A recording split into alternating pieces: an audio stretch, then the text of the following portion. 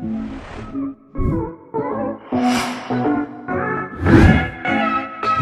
all are welcome on the official YouTube channel of Nidhi classes.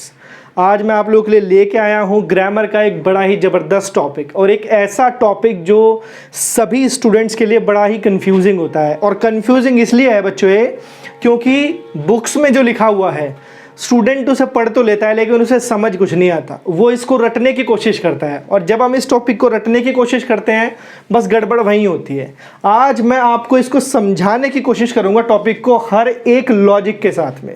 एक भी बात हम इलॉजिकल नहीं करेंगे, बिल्कुल लॉजिक के साथ में पढ़ेंगे। तो चलो चलते हैं टॉपिक की तरफ। बच्चों टॉपिक है हमारे पास में नीड एंड डेयर। ये है मॉडल। पिछले वीडियो मैंने आपको यूज टू पढ़ाया था, इस बार मैं आपको पढ़ाने वाला हूं नीड और डेयर, है ना। नीड मतलब जरूरत और डेयर माने हिम्मत करना। ये इंपॉर्टेंट इस वजह से है क्योंकि ये क्या है, ये दोनों मॉडल्स हैं। क्या है? मॉडल्स। और मॉडल्स क्या होती है? मॉडल्स केवल हेल्पिंग वर्ब पे काम करती है, लेकिन नीड और डेयर ही केवल ऐसी मॉडल है जो हेल्पिंग वर्ब का भी काम करती हैं बच्चों, और मेन वर्ब का भी काम करती हैं। और जब ये हेल्पिंग वर्ब का काम करती हैं तो हमेशा इनके बाद वर्ब की फर्स्ट फॉर्म आती है। क्यों? क्योंकि भाई मॉडल के बाद में हमेशा कौन सी फॉर्म आती है? वर्ब की फर्स्ट फॉर्म। पिछले वीडियो में बताया है ना। अगर डाउट है तो जाके देख सकते हो। चलो देखते हैं आगे। अब दूसरा काम किसका करेगी? मेन वर्ब का। अब देखो इसका फंडा क्या है। फंडा भाई साफ है। इसको समझने के लिए पहले इधर देखो, इन्फिनिटिव। देखो भाई वर्ब की फर्स्ट फॉर्म होती है वर्ब, लेकिन 2 + V1 यानी 2 प्रीपोजिशन के बाद V1 लगाओगे तो वो बन जाएगा नाउन, जिसको बोलते हैं हम क्या? इन्फिनिटिव। यानी V1 क्या है? वर्ब है, और 2 + V1 नाउन है। देखो कैसे सेंटेंस में सेंटेंस लिखा है आई वांट टू स्विम, यानी मैं स्विमिंग करना चाहता हूं। अब यहां देखो, यहां मेन वर्ब क्या है भाई? स्विम है कि वांट है? मेन वर्ब है यहाँ पे वांट, क्योंकि 2 + स्विम है नाउन। और स्विम क्या है? मेन वर्ब है। इसका सब्जेक्ट यानी करता कौन हूं? मैं। और मैं क्या चाहता हूं? मैंने कहा था वर्ब से क्वेश्चन पूछो, क्या चाहता हूं? स्विम करना। तो जवाब मिला 2 + स्विम, यानी ये ऑब्जेक्ट हुआ क्या नहीं हुआ इसका? और भैया ऑब्जेक्ट है तो या तो नाउन हो गया, प्रोनाउन, और है ये है एक नाउन। जब 2 + V1 नाउन होता है तो उसी को हम इन्फिनिटिव बोलते हैं। अगला देखो लिखा है to swim is a good exercise, यानी स्विमिंग करना एक अच्छी एक्सरसाइज है। देखो ये वर्ब है, और 2 + स्विम यहाँ पे क्या है? सेंटेंस का सब्जेक्ट। अब भाई सेंटेंस का सब्जेक्ट या तो नाउन होगा, प्रोनाउन होगा। प्रोनाउन हो नहीं सकता तो ये क्या है? नाउन, इसलिए क्या है? इन्फिनिटिव।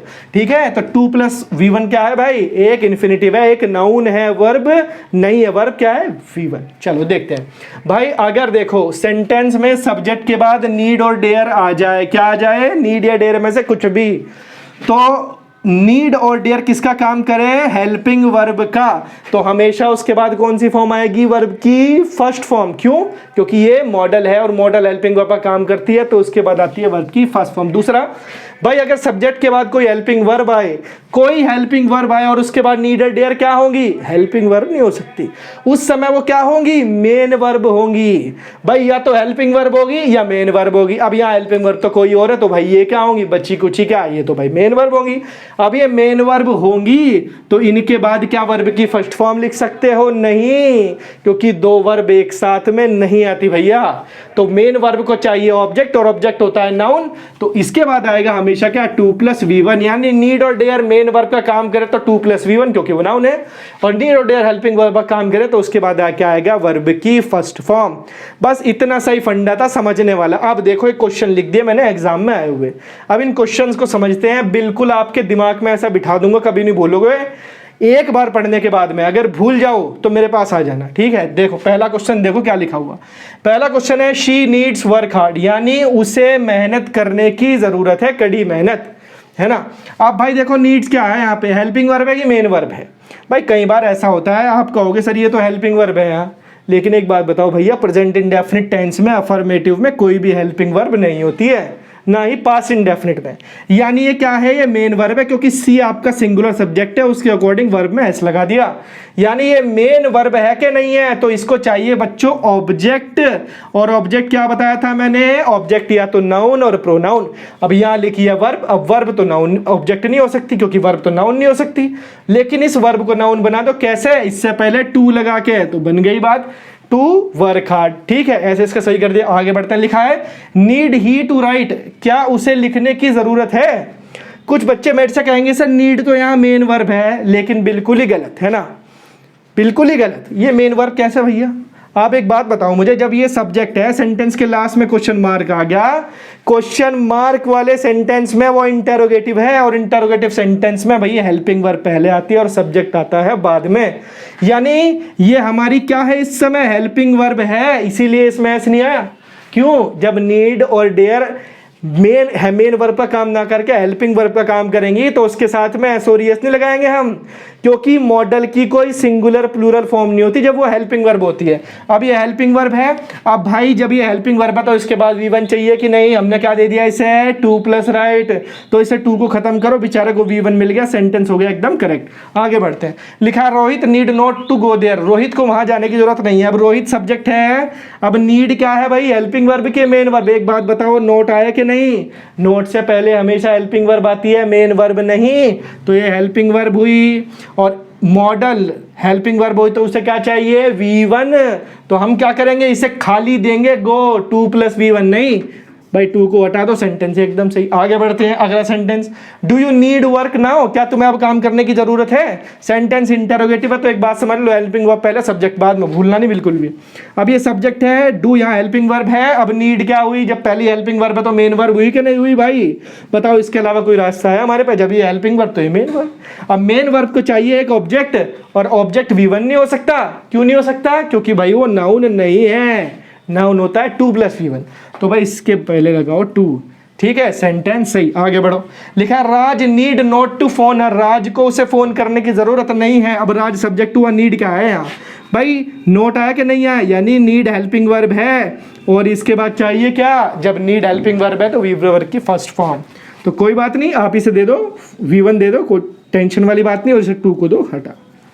सेंटेंस है। अब 4 सेंटेंस बचे, ध्यान से देखना, इसमें से एक तुम्हें होमवर्क दूंगा, कमेंट में जरा उसका जवाब देना।